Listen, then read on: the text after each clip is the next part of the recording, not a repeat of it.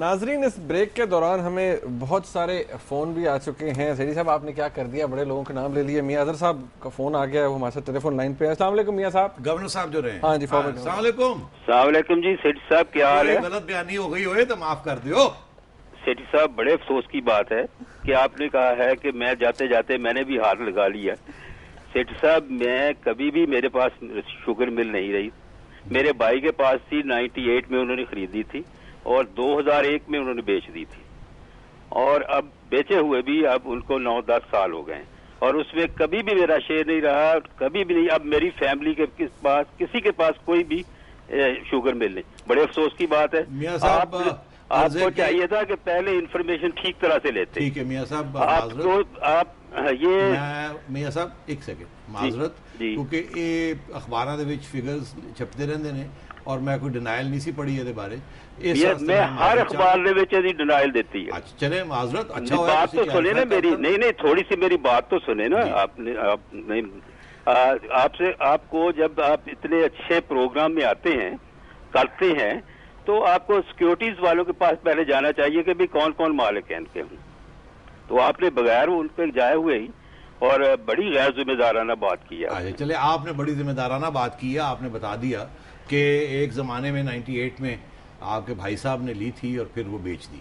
ठीक है, अब मियां साहब आप लाइन पे हैं तो जरा, क्योंकि आपका कुछ तजर्बा भी होगा, हमें बताएंगे, कुछ हमसे शेयर करेंगे अपने ख्यालात की ये क्या हो रहा है ये शुगर के बारे में, क्योंकि आप ओहदे पे भी रहे हैं, आपको अंदर की बात का तो पता होगा। ये हमारे साथ अंदर की बात, सारे अरबों रुपया बना रहे हैं, सारे जो है अरबों रुपए, जिन जिन के पास है सारे अरबों रुपए बना रहे हैं और खामखा ऐसे ही वो कह रहे हैं, और ऐसे ही वो कह रहे हैं कि हम चीनी सस्ती कर देंगे, ये कर देंगे। 4-5 दिनों में अरबों रुपया उन्होंने कमा लिया। तो मियां साहब ये बताएं कैसे कमाया, ये कैसे बनाया?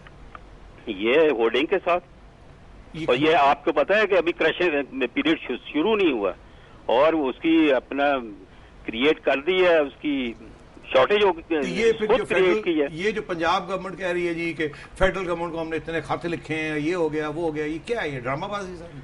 नहीं, क्या खत लिखने हैं, किसी ने कोई खत वत लिखा होगा, लेकिन इनको पता होगा ना कि ये काम होने हैं, तो वो अपने आप को बरी करने के लिए, बरी साबित करने के लिए ये कहते हैं। तो अगर हुकूमत पंजाब की या सिंध की चाहे तो ये सारी होर्डिंग वोर्डिंग जो है ये रातों रात खत्म भी हो सकती है। हाँ, खत्म हो सकती है, बिल्कुल खत्म हो सकती है। अपनी मिलों में से ये रिलीज कर दे तो खत्म हो जाएगा। आपका क्या ख्याल है कितने लाख टन इन्होंने होल्ड किया होगा सबने मिला? ये तो मुझे नहीं पता, लेकिन ये मैं कहता हूँ कि एक भी कोई मिल जो है वो अपना स्टॉक रिलीज कर दे तो मार्केट जो है वो मार्केट चढ़ ही नहीं सकती। मियां साहब, बड़ी मेहरबानी, और मैं फिर माजरत चाहता हूँ, मैंने वो डिनाइल नहीं पड़ी थी। बहुत अच्छा हुआ आपने फौरन फोन करके और मेरे कान खींच लिए, बड़ी मेहरबानी। सही साहब, एसएन इकबाल साहब का फोन आया था, उनको भी शायद को लग रहा है कि पीएमएलएन लाइन पे नहीं, लाइन पे नहीं है। उनको हमने ऑफर जरूर किया कि अगर वो चाहते हैं कि पीएमएलएन के हवाले से वो कोई क्लैरिफिकेशन देना चाहते हैं तो जरूर दें। जो हम तो बैठे हैं, हम तो माजरत कर लेते हैं, अगर गलती हो जाए, जेन्युइनली गलती हो जाए तो कोई। लेकिन अच्छा, मियां साहब की भी जो बात, मियां अजहर साहब की भी डिनाइल उन्होंने पेपर्स में जरूर दी हुई, लेकिन किसी डिनाइल को हमने नहीं पढ़ा किसी भी पेपर के अंदर। नहीं, वो कह रहे हैं उन्होंने दी है मगर मैंने नहीं पढ़ी थी। चले, हम उनकी बात को एक्सेप्ट करते हैं कि उन्होंने डिनाइल दिया होगा, लेकिन उनका डिनाइल किसी जगह हमने पढ़ा नहीं। कुदूस साहब हैं जी हमारे साथ टेलीफोन लाइन पे। अस्सलाम वालेकुम जी। हेलो जी, अस्सलाम वालेकुम। वालेकुम सलाम, क्या हाल है शेरी साहब? जी मेहरबानी कुदूस साहब। हाँ जी, मैं ये पूछना चाहूंगा जी शेरी साहब, पाकिस्तान का जो दूसरी दुनिया है, बाहर की दुनिया, वो क्या सोचती होगी हमारे मुल्क के बारे में? इधर हो क्या रहा है? दहशत गर्दी है, फैसलाबाद वालों को गैस नहीं मिल रही, 2% बिजली महंगी हो रही है, शुगर की प्रॉब्लम तो आप मतलब डिस्कस कर ही रहे हैं। क्या दुनिया सोचती है हमारे बारे में? हम लोग क्या, पाकिस्तान का जो मुल्क है ना साहब, बड़ी मेहरबानी, आपने ये सवाल बड़ा दुखी सवाल पूछा है। मैं 15 दिन लगा के आया हूँ बाहर, 3-4 USA गया, कनाडा गया, UAE गया, और वहाँ मायूसी है पाकिस्तान के बारे में। और आप समझते हैं आप मायूस हैं, सबसे ज़्यादा मायूस तो पाकिस्तानी जो बाहर बैठे हुए हैं वो सबसे ज़्यादा मायूस है। वो इसलिए कि जो ये मीडिया हमारा और फॉरेन मीडिया दोनों जो बातें लिखते हैं हमारे अपने बारे में, वो बाहर बढ़ा चढ़ा के दिखाई जाती, फ्रंट पेज पे आ जाती। छोटी सी चीज़ यहाँ हो जाए, नेगेटिव चीज़ हो जाए तो वो फ्रंट पेज पे आ जाती। और हमारा जो इमेज है वो बहुत ही ख़राब है। हम हालात यहाँ ख़राब हैं, इसमें कोई शक नहीं है, मगर बाहर हमारे बारे में ये ख्याल है कि और भी ज़्यादा ख़राब है। लोग ये समझते हैं कि पता नहीं आप लोग जिंदा कैसे हैं, आप सेफ हैं, आप नहीं हैं, आप कैसे जाते हैं एक जगह से दूसरी जगह, वहाँ तो इतने बम फट रहे हैं, इतना ये हो रहा है, इतना वो हो रहा है। तो अर्ज़ ये है कि मैंने एक ये पहले भी जिक्र किया था, बड़ी मायूस चीज़ें पाकिस्तान के बारे में सुनने में आती हैं, और सबसे ज़्यादा पाकिस्तानी मायूस हैं, उसके बाद अंग्रेज़ अमेरिकन्स मायूस हैं। अमेरिकन्स का मायूस होना तो चलो बात समझ आती है, उनके मफाद में जो वो चाहते हैं हम नहीं कर रहे पूरी तरह, और उनसे पैसे मांग रहे हैं और फिर उनको गाली भी दे रहे हैं, तो चले उनकी बात तो समझ आती है। वो थोड़ी सी गुस्से में भी हैं, थोड़ी नफरत भी करते हैं, फिर उन्हें ये भी एहसास है कि पाकिस्तान के बगैर काम भी नहीं चलेगा। तो मगर जो पाकिस्तानी हैं बहुत दुखी हैं वहाँ वो, और आप यकीन करें वो पाकिस्तानी हैं जो कि कम अज़ कम 10 अरब डॉलर साल के पाकिस्तान भेज रहे हैं। यहाँ तो हम बैठ गया सारा कुछ।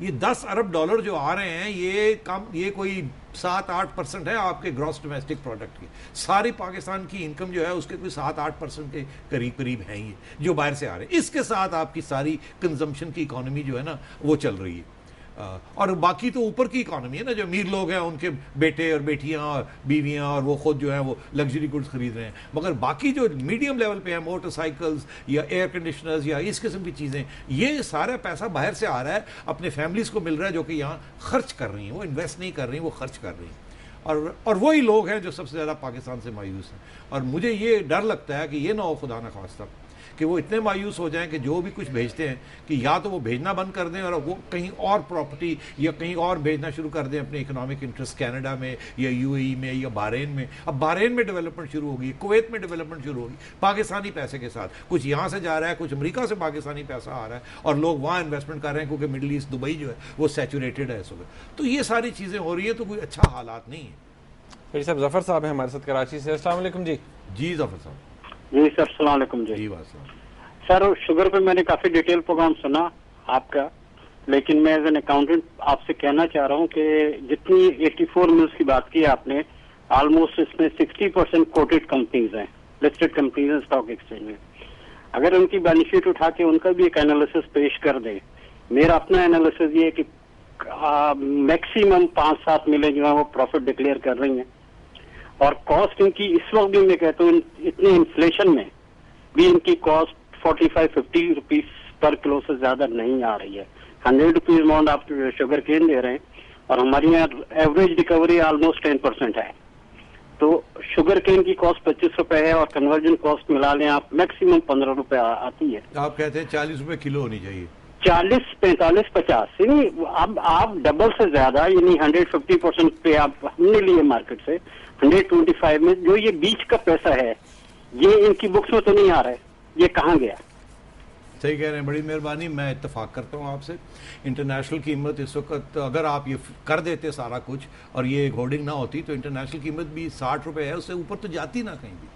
अगर वो भी आज लेके आ जाएं, ड्यूटी व्यूटी मत लगाएं, तो 60 से 55-60 से ऊपर, इन डिस्पाइट द फैक्ट कि वो बढ़ गई हैं कीमतें, फिर भी यहाँ चीनी सस्ती मिलती। तो ये तो अब वाजे हो गया है ना कि ये होर्डिंग है। और आपने बड़ा अच्छा पॉइंट ये किया कि ये पब्लिक लिस्टेड कंपनीज हैं, ये कुछ इनके बैलेंस शीट को एग्जामिन करें, CBR FBR को कहीं नजर देखें, SECB को कहीं नजर देखें, इन चीज़ों को, तो पता लगे हमें कि यहाँ हो क्या रहा। शेख साहब मोहम्मद इशफाक साहब हमारे साथ लाहौर से। अस्सलाम वालेकुम जी। अस्सलाम वालेकुम सर। जी वासलाम। सर फिर से जी बात जी जी फिर से अस्सलाम वालेकुम। वही वासलाम। सर सबसे पहले तो ये है कि ये जिन साहब का फोन है वो मियां अजहर साहब हो या एहसन इकबाल साहब हो, आप लोगों को इनसे मदद करने की बिल्कुल जरूरत नहीं है। क्या आया कभी इन्होंने ये सब कुछ खा पी के डकार मार के हम लोगों से मदद की है, आप लोगों से मदद की है? सिर्फ आज के दिन में मेरा ख्याल में इनको 140 करोड़ डॉलर सऊदी अरब और अमेरिका की तरफ से इनको मिले हैं। क्या इसका ये साथ देने के लिए कभी ये मदद करने आएंगे? बड़ी मेहरबानी, आपका गुस्सा अपनी जगह, मगर अगर कोई गलत बयानी हो जाए, जैसे मियां अजहर ने कहा कि आपने कहा मेरी एक शुगर मिल है, वो कहने लगे 1 साल के लिए मेरे भाई साहब ने ली थी उसके बाद नहीं है, तो फिर माजरत कर लेनी चाहिए। अगर वो माजरत उनकी बरादरी माजरत नहीं करती सियासतदान, तो उनके ऊपर हमें दाग नहीं लगना चाहिए।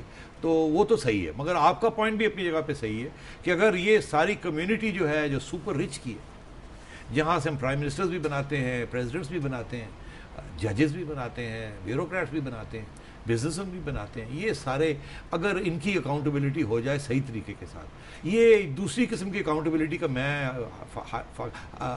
हक में नहीं हूँ कि जी आप तलवारें चलानी शुरू कर दें और टांगना शुरू कर दें। ये ऐसे होता भी नहीं है और होगा भी नहीं, और ये उम्मीद रखना कि अगर हुआ तो बेहतर हो जाएगा, नहीं, वो भी नहीं होगा। मैं आपसे अर्ज करूँ, ये फ्री मार्केट इकोनॉमी जिसके अंदर एक सोशल सेक्टर का नेट होना चाहिए कि गरीब लोग गरीब ना हो, अमीर हों, और अमीर लोग अगर थोड़े से गरीब हो जाते हैं, सबकी इसमें बेहतरी है तो कोई उसमें हर्ज नहीं है और अच्छी बात है और होना भी ऐसी चाहिए। तो वो free market with a social net, ये अगर इस किस्म की कोई इकोनॉमी बना लें, रिफॉर्म हम कर लें, तो मेरा ख्याल है सबके लिए बेहतर होगा और उसकी तरफ जाना चाहिए। शेरी साहब वक्त खत्म हो गया। नाज़रीन, आपने आज का प्रोग्राम देखा, इसका फीडबैक हमें tns@duniatv.tv पे ज़रूर दीजिएगा। देखने का बहुत शुक्रिया।